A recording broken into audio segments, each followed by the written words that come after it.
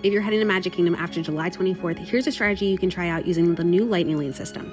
With the new Lightning Lane system, you'll be able to reserve your Lightning Lanes in advance. Resort guests can purchase and book 7 days prior to check-in, and non-resort guests with tickets can purchase 3 days prior to their ticket start date. So because this is a new system, it might be a little bit different than Genie Plus and FastPass has been in terms of what are the most high demand attractions, but this is what I'm going to be doing for the first day when I try it out.